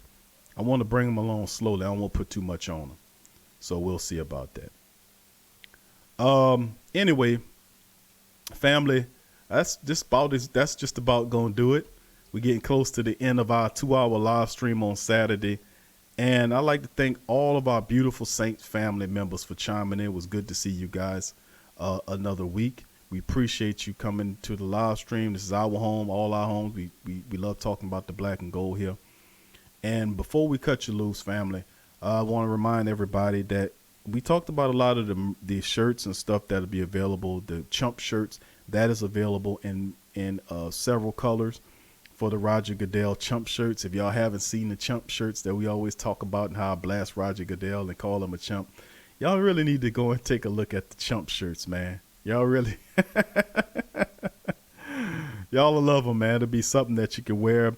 And you'll get a lot of love from the Black and Gold Nations. A really nice design. The guys did a really good job on designing the shirts. They're really, really good. You can ask Derek and a few other guys that they ended up getting the shirts today. That bought a few guys that end up getting the shirts today. That they're wonderful shirts. Like I said, several different designs. There's a Sports Coma established 2015 shirt with the Fleur de Lis. It's one of my favorite. I like it. It's a really nice design, beautiful design, really nice shirt. Shows your Black and Gold fandom. Also, there's the Ride and Die shirt. That's pretty good. There's the Dat Slap shirt. That's, if you disrespect the Saints, I will Dat Slap your ass. I mean, pardon French. But that's some of the shirts that we have there to show you, and not only just shirts, family, but it's coffee mugs, all kind of stuff for women and men and children. There's phone cases for your iPhones, Android, that covers all of that great stuff. And then, of course, the Roger Goodell Chump shirt with a stupid face of Roger Goodell and a beautiful chump going around his head with Fleur de Lis in between it. Who that nation despises Roger the Chump Goodell. So please check that out. I think y'all really like that. And hey, another favorite of mine that is the shirt. We didn't get robbed. There's the We Didn't Get Robbed shirt, family, is there as well. That's another one of my favorites. The We Didn't Get Robbed shirt. You got the We Got Robbed shirts. There we are sounding a whistle, the bell, whatever you want to call it, to stop this shenanigans, this foolishness about we got robbed. We did not get robbed. There's a new We Got Robbed shirt that's really nice. It's the Saints emblem. It's the Sports Coma on there. It's a black and gold shirt, and then it's a rendition of the of what appears to be a tight end dropping the ball, dropping a touchdown pass, showing and proving to you that you didn't get robbed. Oh, I love it. But anyway, family, that is some of the things. So the merch is available that you can show your spirit and love for the Sports Coma and the Black and Gold all at the same time. So I invite you guys to check that out as the link is in the chat for anybody who wants to take a look at the shirts. And remember, with Big Q5, remember you get the code when you get your shirt. Get Big Q5 in there and they give you 5% off on the cost when you go to checkout. So just a little love from me to you, family, for all that you do. Thank you. And also another thing I want to talk about before I let you guys go is the game giveaway. Remember, family, you can tell all your family members and who that family about the new game giveaway that we got. We got a console, PS4, brand new PS4 consoles that will be given out once a month for the next 4 months. And we also have a Madden game giveaway that will be given out as well. So that information will be dropping upon you guys really soon. Just be keeping an eye out on it because it's coming. We'll have some commercials for it. And we'll have some other stuff and some information, a landing page where you can get information as well about that game giveaway. So it's big. So all the family, y'all want to get the game. It's PS4 brand new in the box, as well as the Madden. If you ain't got it yet, you can win it here at the Sports Coma. Another way we want to give back after 5 years of love from you. We want to give back to our family, in ways that we can. So if you're interested in the Madden or PS4 consoles, also later on down the road, we'll have the Xbox. Will be for the next 4 months. That's what we're going to be doing, family, leading up to Christmas. We're going to be giving away consoles and games as a thank you to the Sports Coma and Who Dat Nation for the love that you guys have heaped upon us during our 5 years of service to the Black and Gold Nation, baby. But before we go, let me read a few more comments. And as we depart, we got about 4 minutes left. D Granger said he's a pass rusher Q. We made him a saying Bajul. Okay, I got you, baby. Scoop said good to see you. Demi says, thank you, Q. Thank you, Demi. Thank you, baby. Appreciate you. Dada said, I'm grabbing me a coffee cup and other stuff later, Big Q. All right. Thank you, Dada. Appreciate you, bro. D said, thank you, Q, for another good show. Thank y'all for joining us here. And Dada said, enjoyed the show here. Man, I really wish it was a PS2. You a little, I don't know where you can find them at, bro. But let's see. School said the Goodell shirt is hilarious. Isn't it? I tell you, y'all check it out, man. Y'all gonna love it. The Roger Goodell chump shirt is hilarious, man. You're gonna love it, man. They did a great design. Another thing that's really good too, School, is the We Didn't Get Robbed shirt. That is a really good one too. So check out that. That was really nice artwork the guys worked on and got that as well. And D said, till next time, family, blessed to you all. Blessings to all you guys out there. Who that to you? We love you. Y'all guys be strong, stay blessed, and we'll be contacting you soon with another show from the Sports Coma coming up real soon. We got the Saints. They off today, but they'll kick back into it coming up next week, and we'll have more podcasts and live streams coming at you. So who that to all the family members out there across the land. Peace.